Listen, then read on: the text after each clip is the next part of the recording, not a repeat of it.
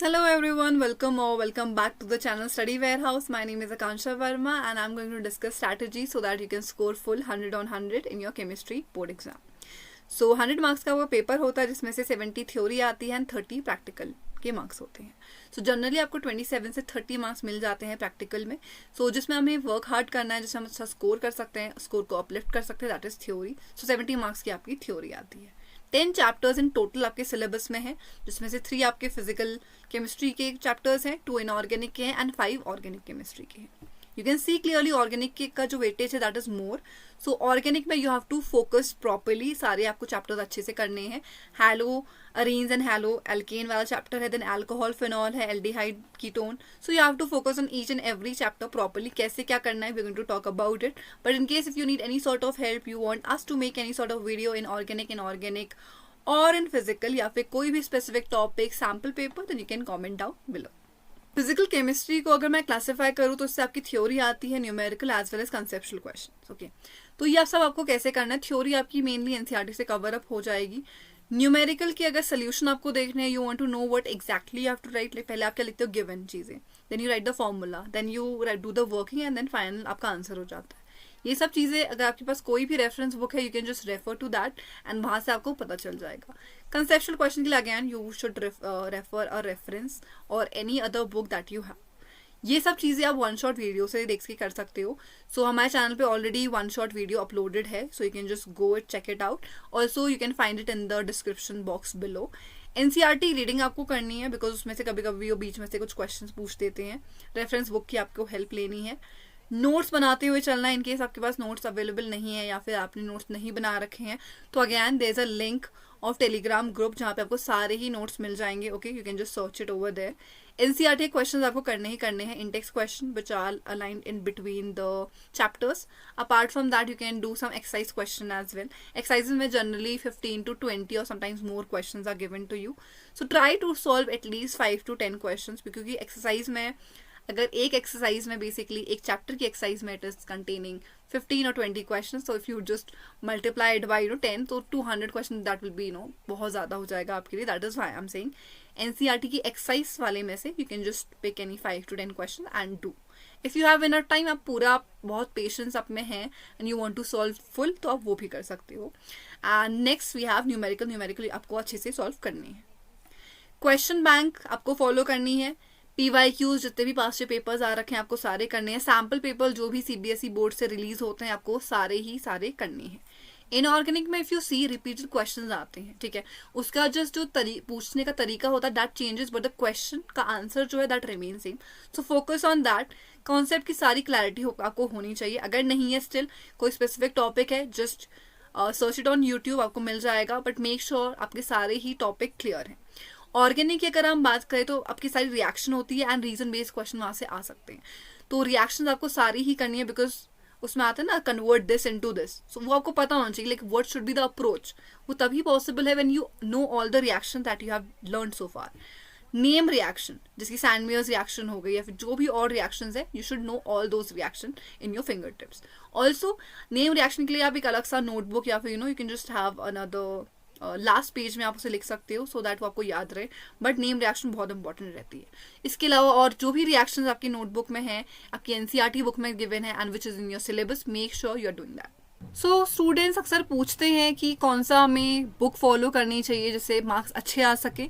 So here is a book Oswal.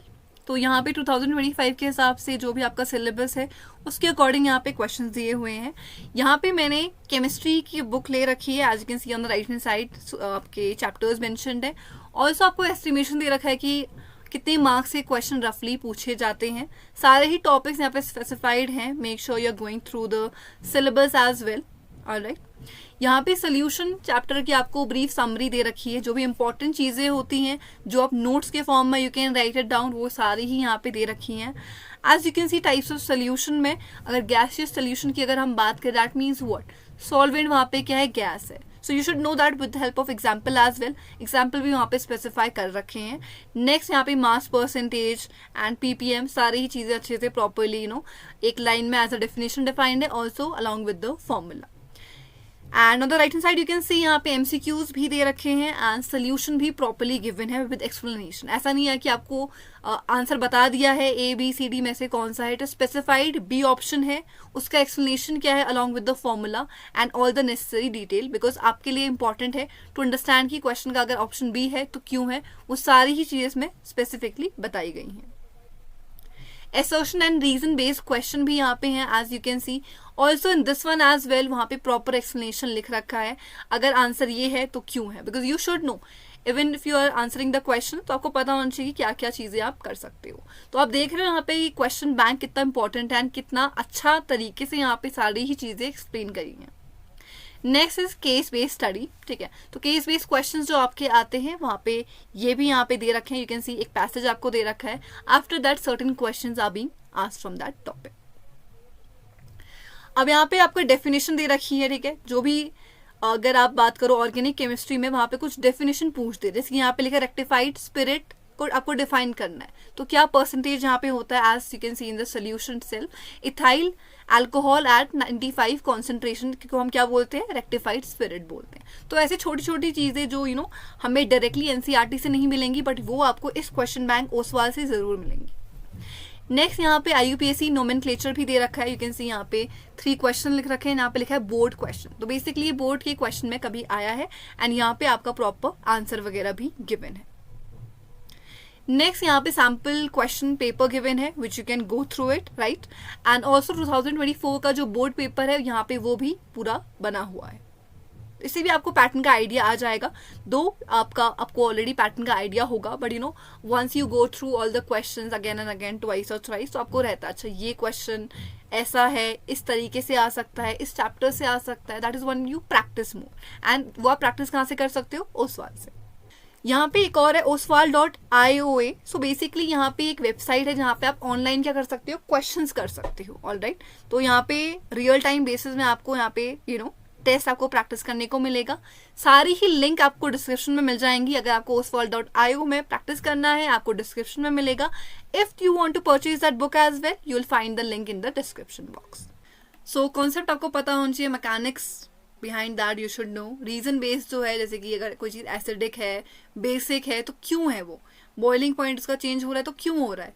Solubility में changes है so why. So you should know the reason behind all the why. Okay, कि ऐसा हो रहा है तो क्यों हो रहा है. टेस्ट आपको रेगुलरली देने हैं, अच्छे से सारा आपको चीजें कंप्लीट करना है. ठीक है, apart from the written practice करनी है. ऐसा हो सकता है कि आपको रिएक्शन लगे, आपको याद है, but the way you are writing is something जो आपको मार्क्स गेन करने में हेल्प करेगा. So just make sure you are doing that.